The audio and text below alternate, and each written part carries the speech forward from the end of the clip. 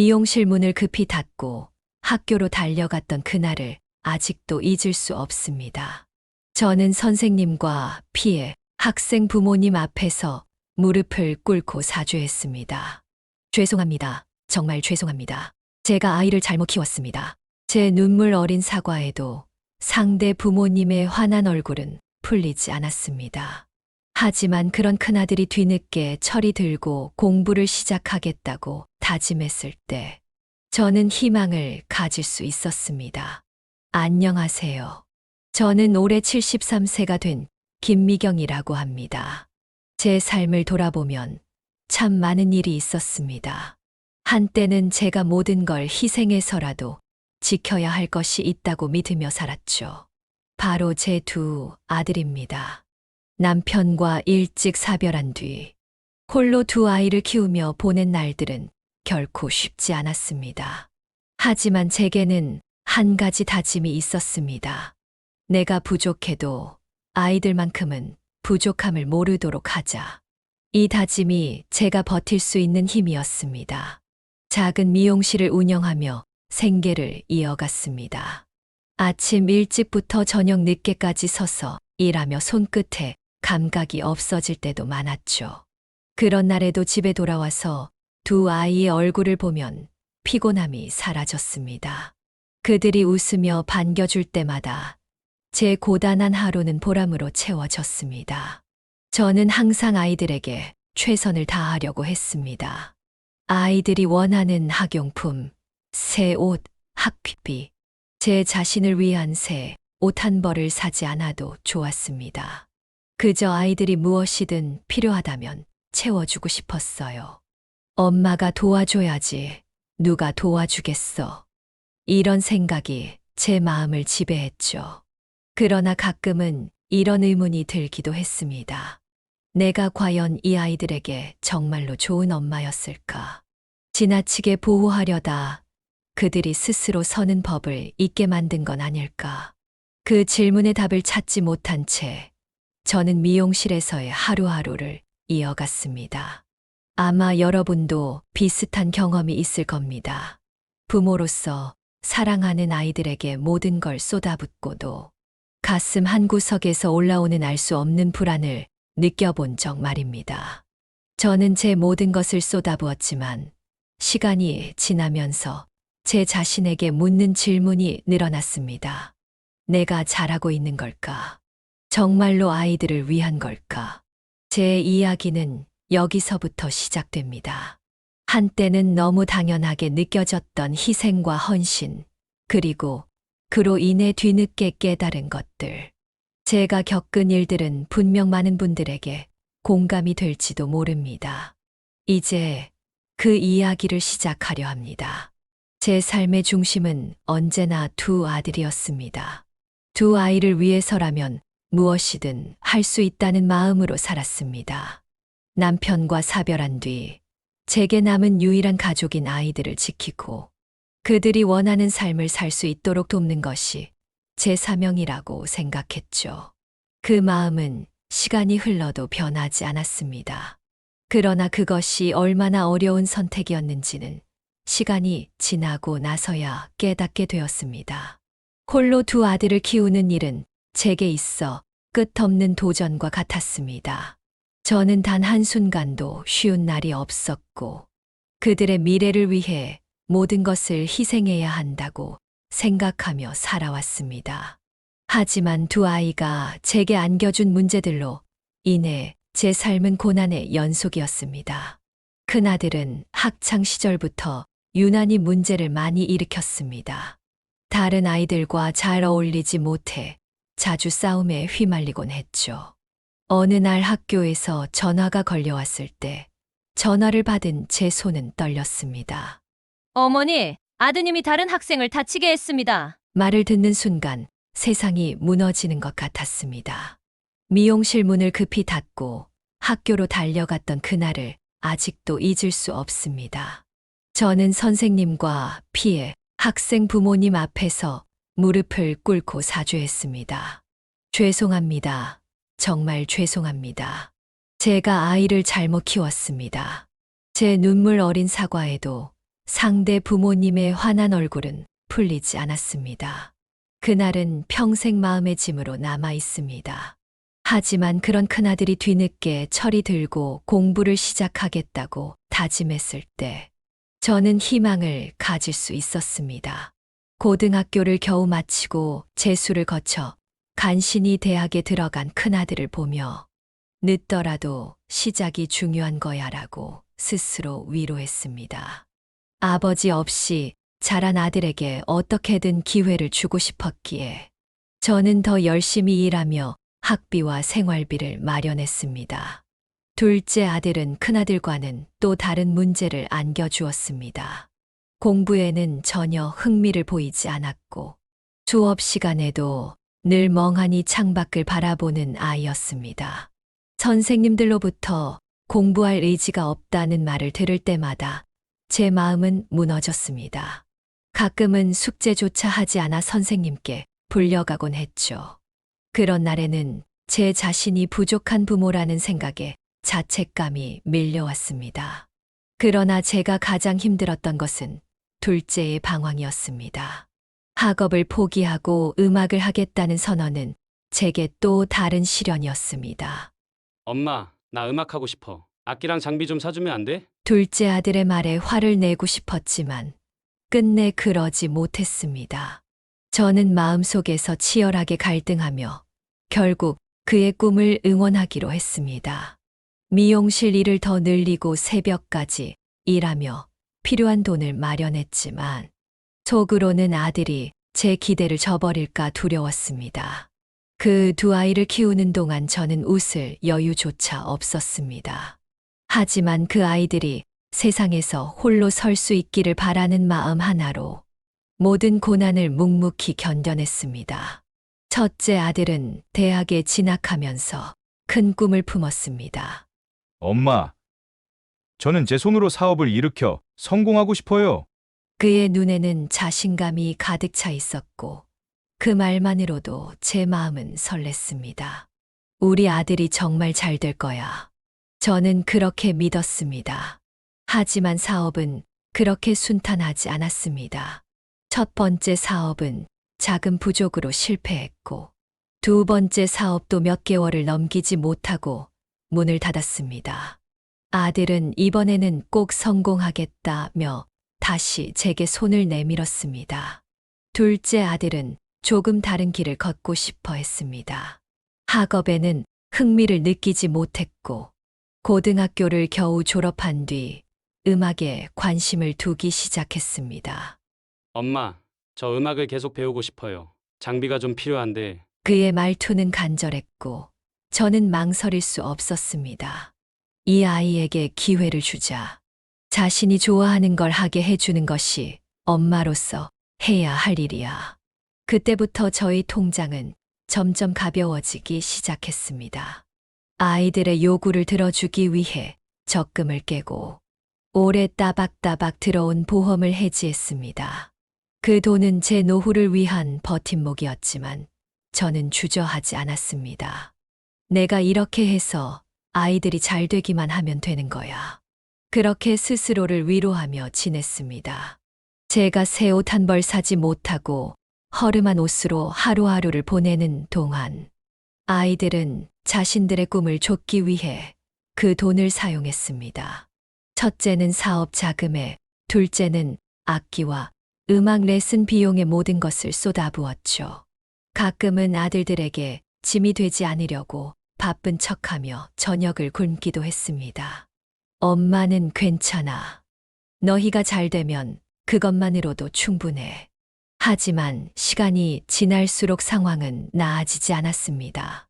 첫째의 사업은 번번이 실패했고, 둘째의 음악 활동은 별다른 성과를 내지 못했습니다. 아들들은 다시 제게 손을 내밀었고, 저는 그 손을 잡을 수밖에 없었습니다. 주변 사람들은 제게 충고했습니다. 미경 씨, 너무 퍼주지 마세요. 아이들 스스로 서야지요. 하지만 저는 그 말을 들을 수 없었습니다.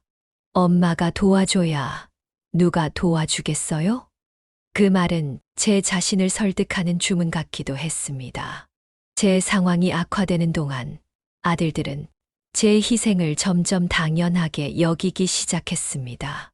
첫째는 엄마, 이번엔 꼭 성공할 거야 라는 말을 반복했고, 둘째는 엄마, 이번 음반만 잘 되면 나도 효도할게요 라고 했습니다. 그들의 말이 항상 믿음직스러워 보였고, 저는 그 약속이 이루어질 날을 기다리며 계속해서 도움의 손길을 내밀었습니다. 그렇게 제 노후를 위한 자금은 바닥을 보이기 시작했습니다.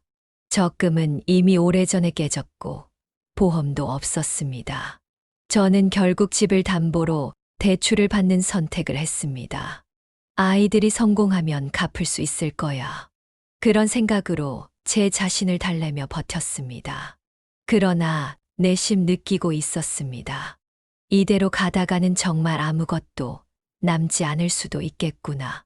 가끔은 거울에 비친 제 모습을 보며 씁쓸함을 느끼기도 했습니다.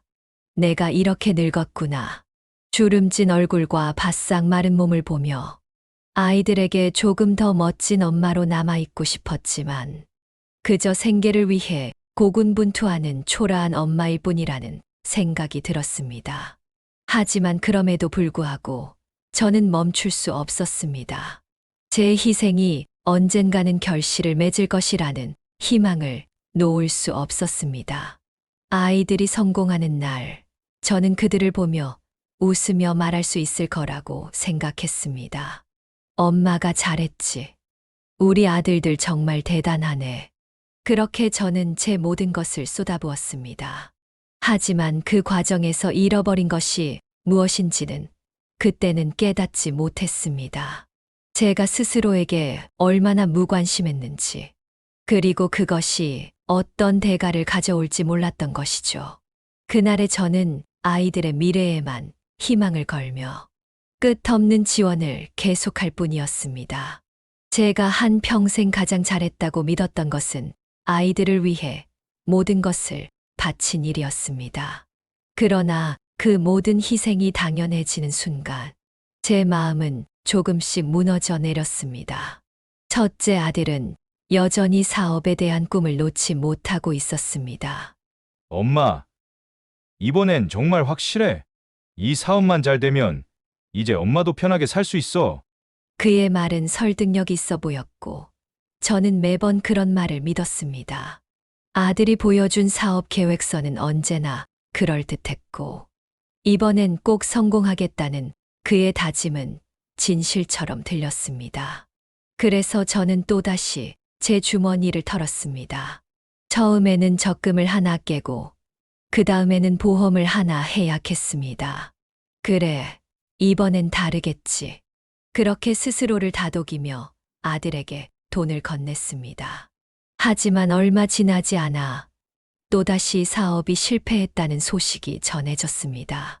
그럴 때마다 아들은 더 큰 목소리로 말했습니다. 엄마, 이번엔 실수가 있었어. 다음번엔 안 그래? 한 번만 더 믿어줘. 둘째 아들도 마찬가지였습니다. 음악을 시작한 뒤로 그는 끊임없이 돈을 요구했습니다. 엄마, 이번에 좋은 제작사를 만났어. 음반을 낼 수 있을 것 같아. 그런데 제작비가 부족해. 그의 간절한 눈빛을 외면할 수 없었습니다. 악기 비용, 레슨비, 제작비 모든 돈이 제 손을 떠나갔습니다. 한동안 그는 열심히 음악에 매진하는 듯 보였고, 그 모습을 보며 저는 작은 위안을 얻기도 했습니다. 하지만 어느 순간부터 아들의 요청은 점점 더 빈번해지고 당연한 듯한 태도로 바뀌어 갔습니다. 엄마, 이번 달 돈은 언제 줄 거야? 그의 말투는 더 이상 부탁이 아니었습니다. 그저 매달 고정적으로 들어와야 하는 돈으로 여겨지는 듯 했습니다. 한 달, 두 달 그렇게 시간이 흘러도 결과물은 보이지 않았습니다. 둘째 아들은 매번 새로운 핑계를 댔습니다. 요즘 음악 시장이 어렵잖아. 조금만 기다려줘. 기회가 올 거야. 그때부터 저는 정말 감당할 수 없는 상황에 놓이기 시작했습니다. 이미 모아둔 돈은 다 바닥났고 아이들의 요구는 멈추지 않았습니다. 그래서 결국 집을 담보로 대출을 받았습니다. 집이 있으니 괜찮아. 나중에 아들들이 성공하면 다 갚을 수 있을 거야. 그렇게 스스로를 위로하며 대출 서류에 서명했습니다. 그럼에도 부족했습니다. 저는 친한 이웃들에게까지 손을 내밀었습니다. 우리 아이들이 성공하면 꼭 갚을게요. 이웃들은 걱정스러운 눈빛으로 저를 바라보았지만 집의 사정을 알고 있는 바람에 적극적으로 말리지는 않았습니다. 그들이 주는 돈으로 아들들을 뒷바라지하며 저는 또 한 번의 희망을 품었습니다. 이제 조금만 더 기다리면 모든 게 나아질 거야. 그러나 현실은 그렇지 않았습니다. 아들들은 점점 더 많은 것을 요구했고, 제 희생은 그들에게 점차 당연한 것이 되어갔습니다. 첫째 아들은 대출받은 돈으로 새로운 사업을 시작했지만, 얼마 지나지 않아 또다시 실패했습니다. 첫째는 이렇게 변명했습니다. 엄마, 이번엔 진짜 내 잘못이 아니야. 상황이 안 좋았어. 둘째 아들도 여전히 돈과 생활비를 요구했습니다. 엄마, 음악은 시간이 걸려. 조금만 더 기다려. 그들에게 제 희생은 이제 고마움의 대상이 아니었습니다. 단 한마디의 감사도 들을 수 없었고, 그저 계속해서 들어주는 게 당연한 일처럼 여겨졌습니다. 저는 점점 더 피폐해졌습니다. 거울 속 제 모습은 초라해졌고, 손에는 항상 대출 서류나 돈을 세는 계산기만 들려 있었습니다. 어느 날 저는 첫째 아들에게 조심스럽게 말했습니다. 아들, 엄마가 이제는 좀 힘들어서 돈이 더는 없을 것 같아. 그러자 그는 저를 바라보며 대꾸했습니다. 엄마, 이 정도는 당연히 해줘야 하는 거 아니야? 내가 엄마 돈으로 평생 살겠다는 것도 아니고 성공하면 갚을게. 둘째 아들에게도 같은 말을 해봤습니다. 그는 엄마, 나도 요즘 힘들어. 좀 더 버텨봐라며 제 말을 대수롭지 않게 넘겼습니다. 그 순간 저는 깨달았습니다. 내가 이렇게 희생하며 살아왔던 시간이 이들에게는 하나의 의무처럼 느껴졌구나. 제 사랑은 그들에게 부담이 아닌 권리처럼 변해 있었던 것입니다. 제 마음 한구석에서는 서운함과 억울함이 밀려왔지만 그들을 탓할 수는 없었습니다. 모든 것이 제 선택이었으니까요. 하지만 그 선택이 결국 제 자신을 이렇게 망가뜨렸다는 것을 깨닫는 데는 오랜 시간이 걸렸습니다. 그날 이후 저는 깊은 생각에 빠졌습니다. 내가 더는 버틸 수 있을까? 아니면 이제는 내가 변해야 할 때일까? 그 생각은 점점 저를 새로운 결심으로 이끌어갔습니다. 어느 날 아침이었습니다. 그날도 평소처럼 아침밥을 간단히 챙겨 먹고 집안일을 하려다가 갑자기 어지럼증이 몰려왔습니다. 눈앞이 빙빙 도는 것 같더니 몸이 흔들려 중심을 잡을 수 없었습니다. 그 순간 바닥에 주저앉고 말았습니다. 심장이 뛰는 소리가 귀에 울리고 손끝이 저려오며 한순간에 숨조차 제대로 쉴 수 없을 정도로 고통스러웠습니다. 큰일 났다. 이 생각뿐이었습니다. 어떻게든 휴대폰을 찾아 아들에게 전화를 걸었지만 신호만 가고 응답은 없었습니다. 결국 가까스로 119를 불렀고 응급차가 도착해 저를 병원으로 옮겼습니다. 병원에 도착하자 의사와 간호사들이 서둘러 저를 검사하기 시작했습니다. 혈압을 재고 피를 뽑고 초음파를 찍으며 여러 진단을 내리더니 의사가 차트를 보며 진지한 얼굴로 말했습니다. 어머니, 고혈압 수치가 매우 높습니다. 지방간도 상당히 진행되어 있고 염증 수치도 위험할 정도로 높습니다. 지금 상태로는 입원이 필요합니다. 순간 머리가 멍해졌습니다. 이게 정말 내 이야기인가? 믿기지 않았습니다. 의사는 저를 보며 단호히 말했습니다. 당장 치료를 시작하지 않으면 더 큰 문제가 생길 수 있습니다. 제 몸이 이렇게 망가졌다는 사실, 그제야 실감했습니다. 그동안 자식들 뒷바라지에 바빠 저 자신을 돌볼 틈이 없었음을 깨달았습니다. 어떻게 내가 이렇게까지 된 걸까? 병원 침대에 누워있는 동안 병원비 걱정이 가장 먼저 머리를 스쳤습니다. 이미 대출로 목돈을 빌린 상황에서 치료비와 입원비가 더해지니 감당할 수 없을 것 같았습니다. 하지만 건강을 잃으면 아무것도 소용없기에 치료를 받기로 했습니다. 며칠간의 입원이 결정되자 저는 아들들에게 전화를 걸었습니다. 첫째 아들에게 전화를 했습니다. 승민아, 엄마 병원에 입원했어. 병원비도 많이 들고 엄마가 좀 힘들어. 너희가 도와줄 수 있겠니? 그러나 돌아온 답변은 냉담했습니다. 엄마, 나도 지금 사업 때문에 돈이 너무 부족해요. 병원비는 엄마가 알아서 하셔야죠. 그 말을 듣는 순간 머릿속이 하얘졌습니다. 그래도 둘째 아들에게 희망을 걸고 전화를 했습니다. 지훈아, 엄마 병원에 입원했어. 몸이 안 좋아서 며칠 누워 있어야 한다네. 좀 와서 도와줄 수 있을까? 둘째 아들의 대답은 더 황당했습니다. 엄마, 저도 일이 많고 요즘 너무 바빠요. 병원 가는 건 힘들겠어요. 그리고 병원비는 어떻게든 하시겠죠. 그 말을 듣고 핸드폰을 내려놓으며 손이 떨렸습니다. 자식들이 이토록 차갑게 변했을 줄은 상상도 하지 못했습니다. 입원 첫날부터 간병인을 구할 여력이 없었던 저는 스스로 모든 것을 해결해야 했습니다. 화장실을 갈 때마다 링거대를 끌고 비틀거리며 겨우 이동했습니다. 몸이 무겁고 아팠지만 누구에게도 도움을 요청할 수 없었습니다. 병실에서 다른 환자들과 그들의 가족들이 함께 웃고 떠드는 모습을 보며 저는 가슴이 먹먹했습니다. 밤마다 침대에 누워 잠을 이루지 못했습니다. 병원의 희미한 불빛 아래 제 머릿속에는 같은 생각이 반복되었습니다. 내가 이렇게 아프면, 내가 세상을 떠나면 아이들은 어떻게 살아갈까? 아들들이 걱정됐지만 한편으로는 이런 상황에서도 아무런 관심을 보이지 않는 아이들에 대한 서운함과 원망이 뒤섞여 있었습니다. 며칠간의 입원을 마치고 집으로 돌아오며 저는 눈물을 흘렸습니다.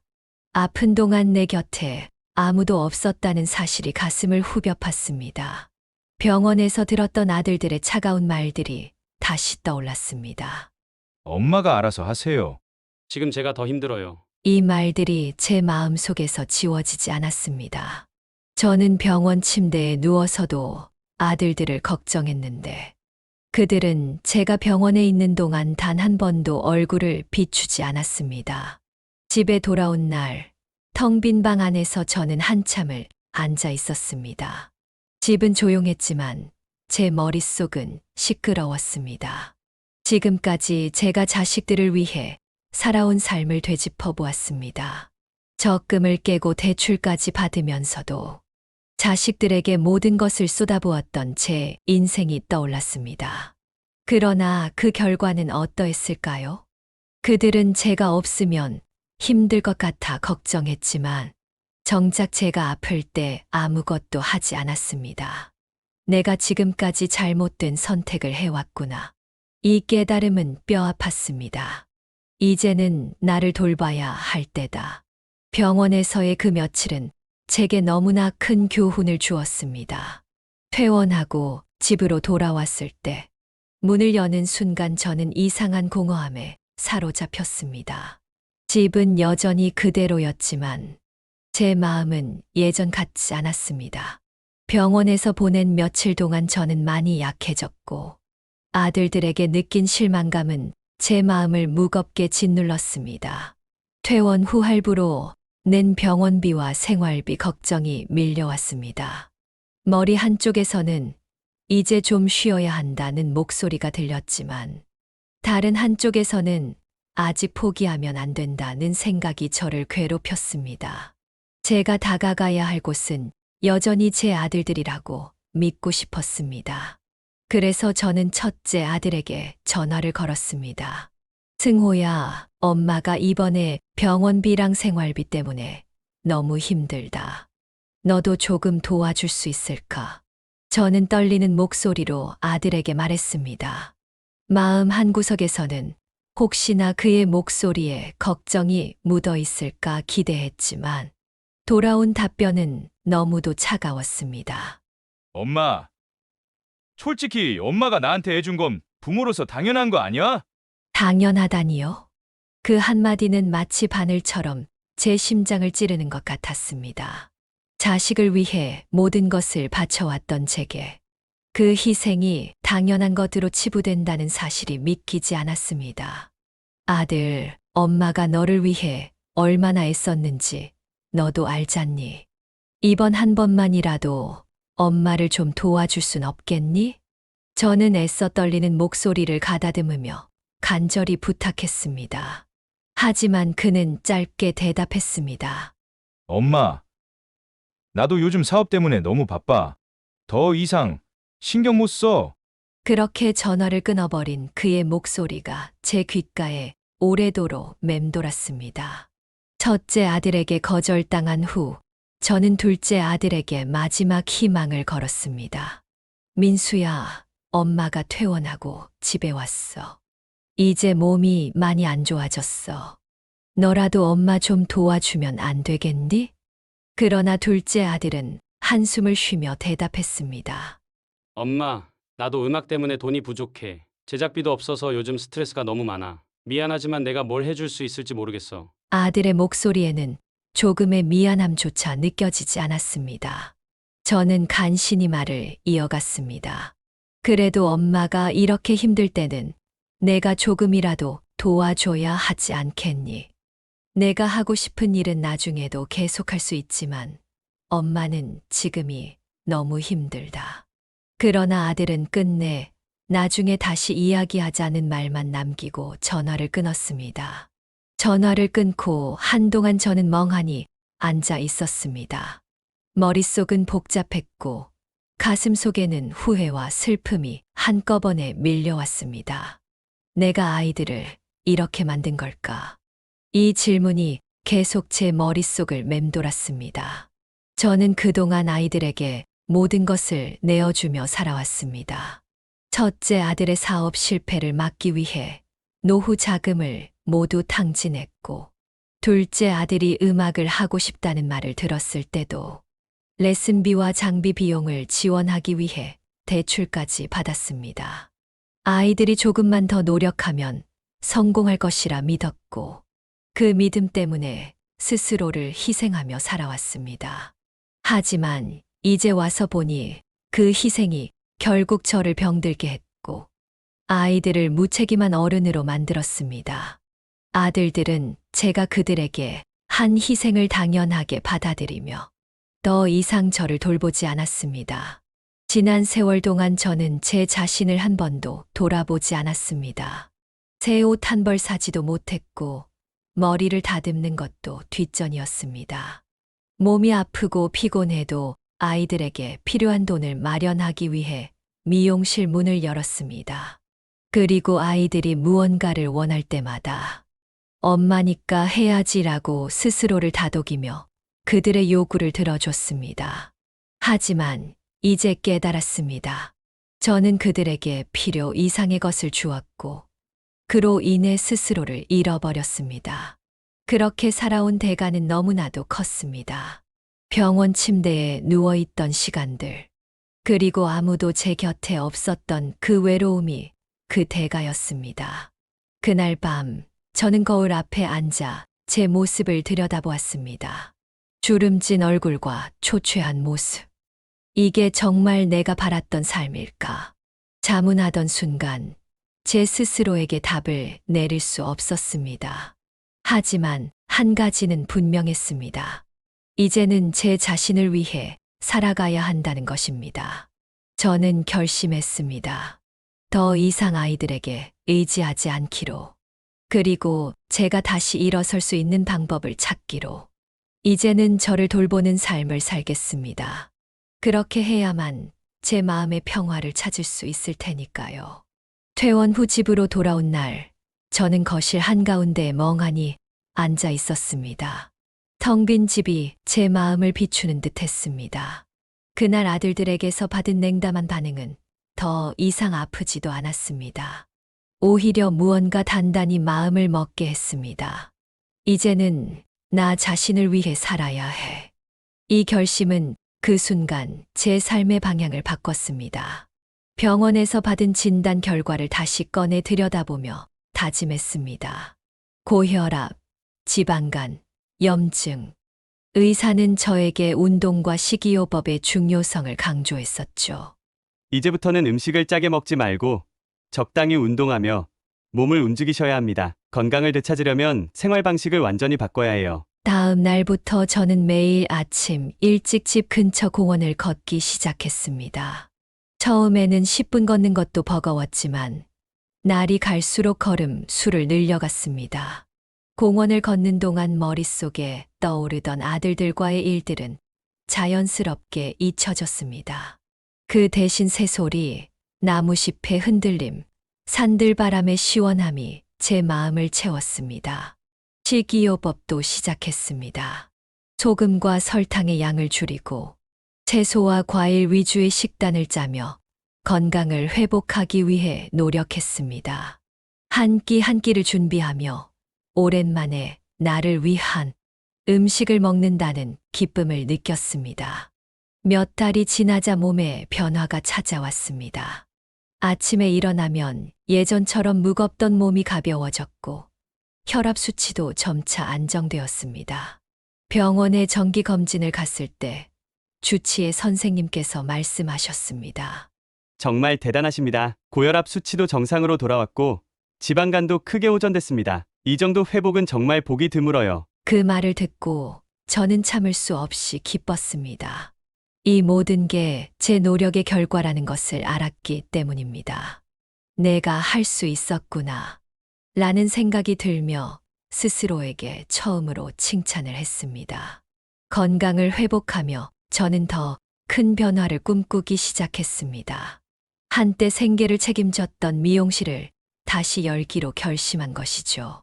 폐업한 지 오래되어 내부는 먼지가 쌓이고 낡아 있었지만 그곳은 여전히 저의 일터이자 희망의 공간이었습니다. 청소와 수리를 시작했습니다. 중고 가구를 들여놓고 새로 페인트를 칠하며 공간을 정리했습니다. 손끝이 바쁘게 움직일 때마다 제 마음도 활기를 되찾아갔습니다. 드디어 간판을 다시 걸던 날, 저는 그 앞에 서서 환하게 웃었습니다. 김미경 미용실 다시 시작합니다. 미용실을 연 후 첫 손님은 예전에 자주 오던 단골 손님이었습니다. 어머, 미경 씨, 다시 미용실 여셨어요? 너무 반가워요. 손님의 밝은 미소를 보니 가슴이 뭉클해졌습니다. 다시 시작했어요. 자주 들러주세요. 저는 밝게 대답했습니다. 그 이후로도 단골 손님들이 하나둘 찾아왔습니다. 소문이 퍼지며 새로운 손님들도 늘어났습니다. 바쁜 하루를 보내고 난 후 거울 앞에 앉아 머리를 만지는 손님들의 모습을 보며 저는 큰 보람을 느꼈습니다. 이제 제 하루는 아침 운동으로 시작해 미용실에서 보내는 시간으로 채워집니다. 매일 새롭게 찾아오는 손님들과의 대화는 제 삶에 활기를 불어넣어 주었고 손님들에게서 들은 칭찬은 제 자존감을 조금씩 회복시켜 주었습니다. 작은 성공 하나하나에도 스스로를 칭찬하며 저는 제 삶의 의미를 다시 찾았습니다. 내가 잘하고 있어. 내가 원하는 대로 살고 있어. 이 마음은 제게 큰 위로와 기쁨을 주었습니다. 삶은 여전히 쉽지 않을 때도 있지만 이제는 자식들에게 기대지 않습니다. 제 힘으로 일어나고 제 삶을 책임지는 것이 얼마나 소중한 일인지 깨달았습니다. 제 삶은 이제 다시 시작되었습니다. 그리고 그 시작은 제가 만든 것이라는 사실에 감사하며 저는 하루하루를 살아갑니다. 이제는 나를 위해 살겠다. 이 다짐은 앞으로도 저를 지탱해 줄 것입니다. 제 삶은 항상 자식들을 중심으로 돌아갔습니다. 그 아이들이 잘 자라기만을 바라며 살아온 세월은 정말 길고도 치열했죠. 하지만 이제야 깨달았습니다. 부모의 사랑이 항상 보답을 받는 것은 아니라는 것을요. 병원 침대에 누워 있었던 며칠 동안 저는 많은 것을 돌아보게 되었습니다. 아플 때조차 곁에 없던 자식들, 그리고 그들의 차가운 말들. 그것들은 저를 깊은 슬픔과 후회의 늪으로 빠뜨렸습니다. 그러나 그곳에서 저는 중요한 교훈을 얻었습니다. 자식 사랑에도 한계가 있어야 한다. 라는 것입니다. 자식을 위해 희생하는 것은 아름다운 일일 수 있습니다. 하지만 그 희생이 무조건적인 보답으로 돌아오리라 기대하는 것은 잘못된 생각임을 깨달았습니다. 이제는 제 노후와 행복을 가장 우선으로 삼기로 결심했습니다. 남은 시간 동안 제가 해야 할 일은 더 이상 자식들에게 의지하지 않고 저 자신을 위한 삶을 만들어가는 것입니다. 그 결심을 한 뒤 저는 오랜만에 마을의 이웃들을 찾아가 인사를 나눴습니다. 바쁘다는 핑계로 멀어진 이웃들과의 관계를 조금씩 회복해 나갔습니다. 오래전 미용실을 찾았던 단골 손님들과도 다시 연락을 주고받으며 사람들 사이에서 느껴지는 따뜻함을 되찾기 시작했습니다. 새로운 취미도 찾았습니다. 마을 회관에서 열리는 요가 수업에 나가기 시작했고, 동네 사람들과 함께 텃밭 가꾸는 일에도 손을 보탰습니다. 함께 웃고 이야기하며 느끼는 소소한 기쁨들이 저를 다시 일어서게 했습니다. 무엇보다 중요한 것은 제 스스로에게 칭찬하는 법을 배운 것입니다. 매일 아침 산책을 하며 오늘도 잘하고 있다며 저를 다독였습니다. 작은 성공에도 스스로를 격려하며 살아가다 보니 어느새 마음속의 공허함도 점차 사라졌습니다. 이제는 아들들에게도 자주 연락하지 않습니다. 여전히 그들이 잘 되길 바라는 마음은 변치 않았지만 제가 할 수 있는 일은 여기까지라는 것을 알게 되었습니다. 아이들도 언젠가 스스로의 힘으로 일어설 날이 오리라 믿습니다. 저는 이제 저 자신을 위해 살기로 했습니다. 남은 시간 동안 소박하지만 평온하고 행복한 삶을 꾸려갈 것입니다. 그리고 제 이야기를 듣는 다른 부모님들께도 말씀드리고 싶습니다. 자식 사랑은 귀하지만 무엇보다도 당신 스스로를 사랑하고 돌보는 일이 중요하다고요. 삶의 끝자락에선 결국 나 자신과 마주해야 합니다. 그래서 저는 오늘도 스스로를 위해 살아갑니다. 그리고 그 선택이 저를 더 단단하고 행복하게 만들어주리라 믿습니다. 오늘의 사연이 공감되신다면 댓글로 의견을 남겨주세요.